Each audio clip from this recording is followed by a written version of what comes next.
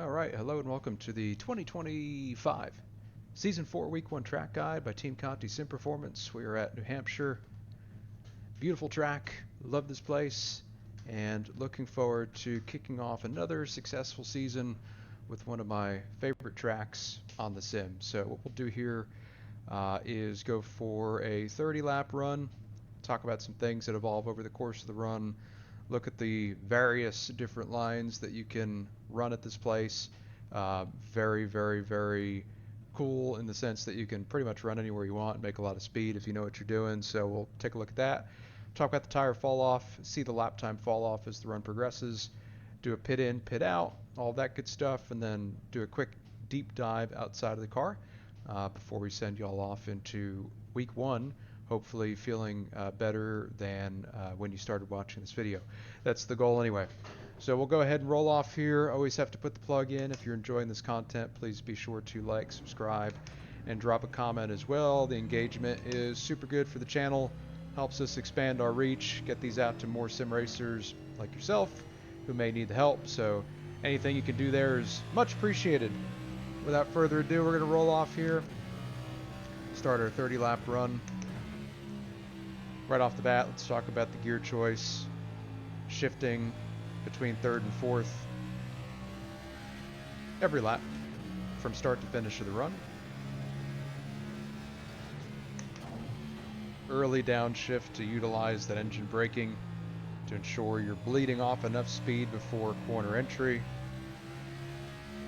The biggest thing at New Hampshire is if you're going to commit to running this first seam, which is out of all of the options probably the outright fastest on new tires, if you're going to make this line work, you cannot overdrive entry. You've got to put that left front right on that seam and really hook it. If you carry too much entry speed, you'll get on the seam, you'll quickly get off of it, and you'll feel the whole front end just go numb. And once that front end goes numb, you have to wait on the throttle, and you're just costing yourself lap time. Now, running the seam is challenging, even if you tackle entry properly. It's still hard to really carry that speed through the center and maintain it off because you're running a line that is fairly pinched. You're kind of at the limit of the front grip entry to center, and then it swings to the right rear quickly on exit. So as I'm driving around here, I'm thinking, okay, how can I get back in the throttle and hook that seam and not shove off the seam, but also not snap the rear loose on exit? And it's almost like the Darlington technique that we have in 1 and 2, where you get back in the gas earlier than you know you can, but you do that to drive the car through the center. You drive it through the center with that throttle, and then you back it back off a little bit just past center to make sure that you can finish the exit. So if you really pay attention to my throttle inputs, you'll probably notice that I'll pick up throttle fairly early in the corner. It'll plateau, and then I'll back off maybe just a little bit to make sure that that nose sets, points, and turns by the exit of the corner. So you're almost overdriving center to kind of induce a little bit of tight, but then you're backing that throttle off to get it back to neutral. You're putting throttle back into it on exit, only enough so that you don't slip the rear. That is all a very convoluted way to say do whatever you can to make center roll speed without shoving off the preferred groove, which is going to be that first seam. Now, as I go throughout the run, I'll start to look at different lines and show where other speed can be made, or where speed can be made on other lines. But when you start out, stick to this first seam, nail that before you begin to move around. Entry to 3 is a little bit different than 1, even though on the surface they probably look the same. Into turn 1, that apron, or that first to second groove transition is a little bit more abrupt. So I'm talking about right here, below the seam, those dashed lines, has less banking than above it. That transition is pretty apparent and profound in how it upsets the car.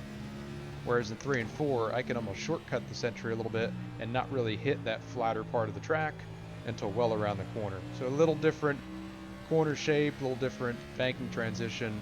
All of that to say, you can enter a bit lower in 3, and that's really good to carry some extra speed and then also still being able to keep center roll with some good front turn. So I get past lap 10 and then I'll start to move around. You can see a lot of brake on entry at both ends and aggressively trail braking into and through the center to make sure that I keep the nose pointing. Got to keep the car neutral without slipping the rear. The car will probably feel very similar to Richmond if you drove there in Season 3. Maybe some similarities to Iowa as well. Same tire compound, same aero package. Should be very similar overall, but New Hampshire has its nuances with it being super flat, having that progressive banking. There's just some things that are different here than those other two places that you have to make sure you nail if you want to be successful. So I'll complete lap 10 here, and then I'll start to move around. And as I move around, there's going to be some methods that work better than others. And as always, as I say, take that with a grain of salt, because this is a clean track, so no cars on it, no rubber, no dirty air. And I'm by myself. If I was in a pack of cars and the track was rubbered in and the conditions were changing, I could probably find more success more quickly in other places. So right there was more of the older conventional New Hampshire line, say pre-2020. You would roll this third groove and then cut down to the second off the corner. You would completely avoid that bottom. And as you can see right there, a little bit slower than wrapping that first seam. Try to drive it a little bit harder here, sliding up to the edge of that darker asphalt. Just kind of hard to get the power down, and I'm losing too much time entry to center because I'm running a longer distance around the track. Feels good. This will be a good line, especially if you're in dirty air or when this middle gets rubbered in, but right now, not so great. And the next option you have is really aggressively using the apron on entry. Yes, you can go down here, you can slide up in the middle, and then finish the corner by hooking this first seam. And as you can see right there, I gained a ton of time on entry. I lose quite a bit on exit, but I'm still net positive. Now I'm going to do the same thing into 3. Overdrive entry on the apron, slide up to the preferred first groove in the center, and then exit. Overall, made the same exact lap time as running all the way up the track. So like I said at the beginning of this video, you can find speed in all different places at New Hampshire, which is what makes it an awesome and super racy track. We'll see some guys really aggressively use this apron line and wrap it even further around the corner. I'll try to make it work here next time. And it's amazing what they can do. So let's try this. So now we're going to go first seam, over slow center, and then turn down and exit on the bottom. And as you can see right there, not so good. Not so good. I think on older tires that could be better as the pressures come up, the ride heights come up. Probably would be a little nicer over that bump off of 2. But there is a lot of speed to be made down there if you can nail it. I'll try it again here. Over slow center, cut back down across, and launch up off the corner. There is a ton of grip on the apron exiting turn 2. Not so much in turn 4. I can go down here and make some speed. Be a little bit more careful, a little more tentative on throttle, but overall it still makes some decent speed. Try to enter in the first groove right here, so not having that big cut down moment, and then just hooking that apron all the way through the exit of 2. Do the same thing here. Enter on the paint. Try to wrap that. I don't want to slide my right rear up into that second groove, or else I'll kind of get hung up and loose. Got to be careful there. Not so great though. Just pinching it off too much. Now we'll go back up top. This line surprisingly works really well as well. Right side's in the gray, and then back down a bit on exit. You can see really good exit speed right there. I'm going to do the same thing in 3. Enter on the darker asphalt, slide up in the center, and then just power down and try to get the rears to hook up. A little over aggressive there on throttle and exit. But you can just see there is time to be made everywhere on this track. It is up to you as the driver to find it, to be flexible, to be looking, to be searching, and not married to one groove. That's where a lot of people get in trouble. They say, okay, I'm going to run here. This is where I was told to run, and then they run here the whole race. Don't do that. Got to be thinking. Even if you're not the fastest, even if you don't have the best, the outright best, fastest car, you can make up most of that difference by being smarter than other people. And if you're watching this video, you're already smarter than most because you're trying to be better. So good job. Thank you for that. Working lap 20 here, still in the 29.2s, about 0.6 of fall off from lap 1. And I'm kind of driving like a squirrel at times here, looking for grooves that really aren't there. But that's okay. Car's still driving fairly well. As I said at the beginning of this, you're typically going to be a little bit front limited rolling center at New Hampshire. It's just how it goes. If you make it too loose center, you're never going to be able to get off the corner.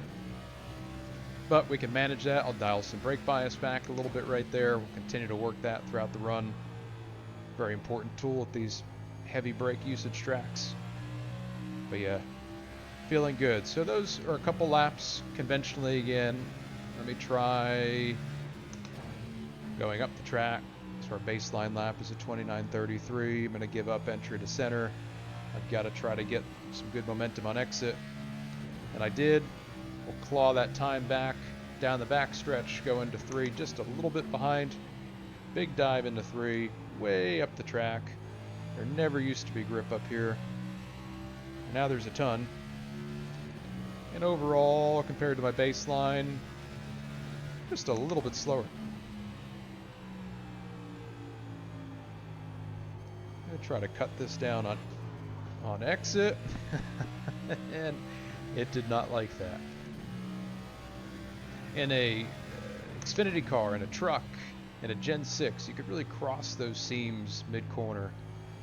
And you had a lot of flexibility. You had rear slip that you could lean on. You had some side force.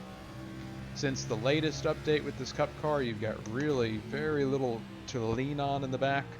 So trying to cross the seams in the middle of the corner with any type of throttle in it is no bueno. But we live to see another lap. We'll continue through the end of this 30-lap run. And even if that happens in your race, don't let that psych you out too bad. Just regroup, cool the tires back down, file that in the memory bank, and keep going. Keep searching. Don't be afraid. I don't really want to cross that seam, so let me try. Now I've absolutely angered the right rear tire. So really now my options are limited, right? I know that I'm rear limited and I can't cross the seam and I can't enter on the bottom. So what can I do? Well, I can run conventional or I can move up. So let's try moving up. This is all the thinking you got to be doing in a race. I hope I'm narrating that and expressing what I'm thinking about as I'm doing this. So now I'm going to move up the track, a little less wheel input, a little more flexibility on exit to open up my wheel, straighter drive off, and you can see there almost 2/10 in the green into 3. I'm going to use the high exit again, and really good grip. So good grip up top, I know that works. Let me go back to the conventional first seam and see how that does. 26 down, just a few laps to go in this run. A little rear limited there, or front limited rather. Transitioning to rear limited on exit, but still net positive down the back into 3. Give up some on entry, should claw it back in the center. Exit's going to be what makes the difference though. Giving some back, giving all of it back, and basically even. So first seam and 3rd and a half groove right on top of each other. A little better job being disciplined and on that first seam. Good center roll, good cut, good drive. All right, I'm going to be a crazy guy right here and try to enter on the bottom. slow it down. I'm straddling the seam with the right rear. That's not good. So really had to wait on the throttle. So that was not positive. So go back to conventional here. Roll conventional line all the way through to picking up that throttle a little early to get it on the front, and then plateau it so I don't overslip the rear. Conventional 3 and 4, shortcut the entry just a bit. You can feel the left front pick up the flat on the bottom, use that to help it turn. But watch your throttle and exit. Back to a 53, one more lap to go. Let's go way up the track. Bury it into the corner. Big diamond right here. On the throttle. Power down. Big drive up off. Down the straightaway. Going to be a little bit positive into 3. I'm going to send it and see what happens here. I can tell you nothing great happened there. But I'm going to try to make it back up off the corner. And finish the run at a 60. So as you can see, all different lines, all yielding results, and depending on how your car is driving, one line might be better than the other. Now looking at a pit road entry here, green flag pit road entry, probably not going to see one in an official race, but if you do, this is what you do. So you're gonna drop it down to the apron right here, get a nice straight shot off the track, watch that bump, and get down to 45 miles an hour. Big bump right there. And that's why when you're at speed, you don't really want to wrap that apron through the exit of 4 because that bump will absolutely kill you. I did that in a Coke race. My last Coke race here, lap 1, almost took myself out. Almost stepped on it. Alright, so exiting pit road, you're going to wrap the grass as best as you can. Watch the wall right here, it kind of pokes out. Very easy to hit that.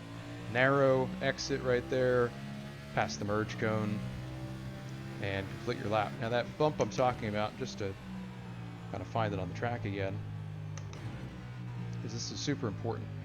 It's right in here, right in here, right there, and you just don't want to hit that. So if you're in a race and you're a restart, or you're in the middle of a run and the apron's working really well for you, maybe you're a little tighter and that's helping you turn, that pit road commitment line that stretches across the apron, do not run across that at speed. You will crash. And if you don't crash, you're almost going to crash. You're going to kill your tires and the rest of your run is going to be destroyed. So watch out for that. Okay, so let's take a quick look at both ends of the track. I'll take you through a couple different laps from outside the car as well to show the different lines. Then we'll wrap this one up and let you guys get to racing and get out on track. All right, into turn 1, we've got brake markers on the wall, on the fence rather. Lifting just before the 3, tight to the wall to extend my angle of attack. Quickly off the gas, immediately progressing to brake. That's going to be like 40 to 50% max initial brake pressure. Slowly tapering off as I get into the corner here. So as I get to the darker asphalt, got a lot of angle, so I can turn down and wrap this first seam with good neutral front handling. And I'm still tapering off, and I'm carrying about 15-20% brake, tapering off to 10 to 5, eventually to a free roll right about here. And you can see left front on the seam. If your left front is above the seam, you have no front turn. If you're straddling the seam too much, you're going to high side the car and get loose. Very line sensitive if you're trying to run this particular line. So make sure you get it right. Up off a little bit in the center, like a small diamond. The main thing is, as I start to increase throttle here, I want to make sure that I'm getting back down to that seam, to that first set of hash marks, and covering it with the left front. By the time I get to the 5/8 mark of the corner, left front is pretty much touching that hash mark. It's covering it, and I'm utilizing that little bit of additional turn and grip I have on that seam to launch me up off the corner. Lots of plateaued partial throttle so I don't slip the rear. eventually increasing, but not really full throttle until well off the corner. And you can see here, big bout of throttle, and it corrects down just a little bit before I continue to increase. And that's what I'm talking about. You're almost over driving to the center of the corner to get it on the front, to get it stable. You back out just a little bit to get it to turn again, and then you throttle up off the corner. It's like Clint Boyer loves to say on the broadcast, squirt the center.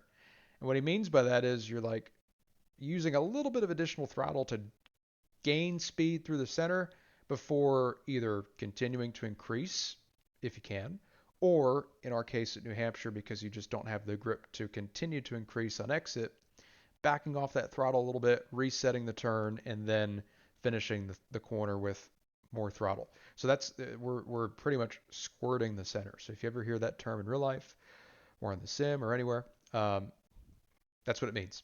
So going into 3, going to be a similar story as far as inputs and things of that sort. Probably similar brake pressure. Braking in between the 3 and the 2. Brake pressure is maybe slightly less. Early downshift, as you can see right there. Tapering off. Going to probably get, we're going to get below the hash marks on entry into 3. That's what I was talking about. That flatness of the corner doesn't really start at the first seam like it does in 1 and 2. It doesn't really get flat until kind of down here. It's almost like the flat meets the first seam by the center of the corner. So your entry is banked, and then the center gets flat. It's weird. If you drive it and you drive over it, you're going to know what I'm talking about. It's definitely hard to explain, but you'll know it when you feel it. But because of that, because of what I'm trying to explain, you can run below the seam right here, and that's what you want to do because you want to shortcut this as much as possible. You want to use that additional grip down there while you can on entry so you can make the center, have some good roll. Right after we're done trail braking, still trail braking a little bit, and eventually into a free roll right there. Up the track a bit. This is a diamond similar to 1 and 2, and then lots of throttle, and go in to drive it back down the track before getting a nice straight exit and driving out to the wall off of turn 4. You can use a lot of throttle off of 4 compared to 2. You can be much more aggressive. You'll probably feel that. You'll feel that extra grip. So use it. But be careful with your tires. I didn't really talk about it too much during the run, but tire wear is definitely a thing at these short tracks. Your temperatures are, I would say, moderate to high. So anything you can do at the beginning of the run to save a bit of tire, thinking right front and right rear, really equally, do it. So slow your pace down, make sure you're not overdriving the corner. On entry, don't throttle up too much too soon on exit and spin the rear. Just do what you can. Do what you can to manage so you've got something to race with past 30 when most everyone else has burned their stuff off and they're coming back to you. So that's a lap around New Hampshire. That's like a conventional lap. Now if we go to some of the different lines here, we'll just run through these at speed. This is not that higher entry I was talking about. Let's go to, oh, that's what I did. Okay. So this is the enter in the middle and cut down off approach. I could do this with 16 lap old tires. I could not do this later.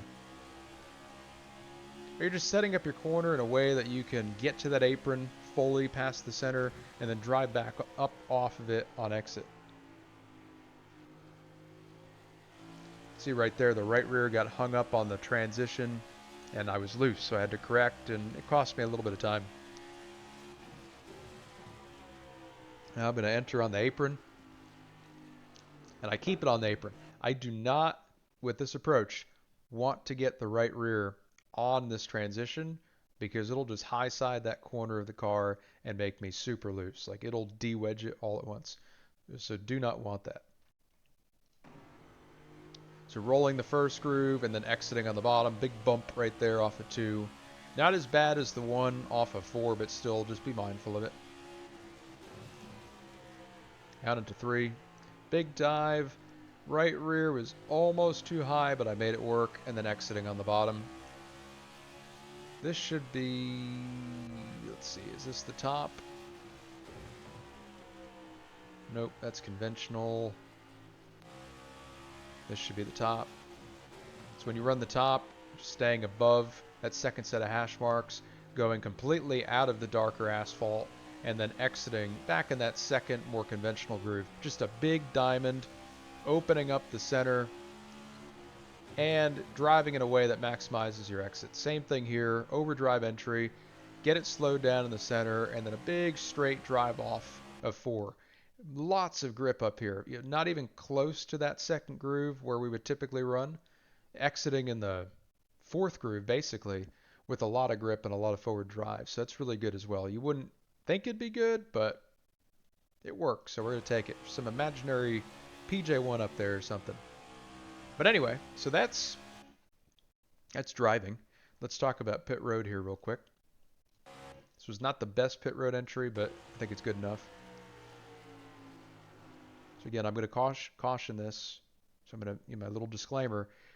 If you're in a race with people around you, you obviously cannot enter pit road from the middle of the track.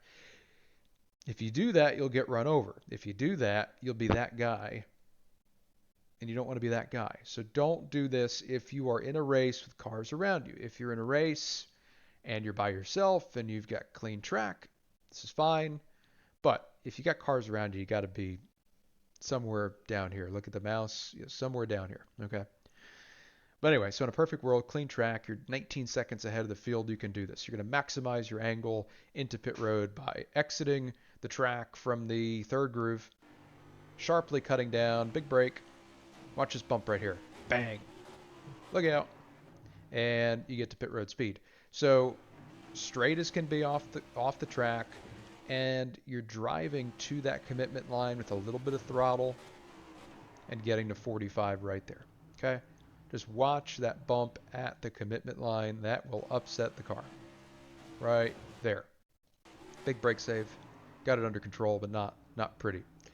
Down pit road exit. Not a whole lot of grip down here, so be careful. Wrap this grass. Stay below the paint. Be careful with that wall. That thing catches everybody out.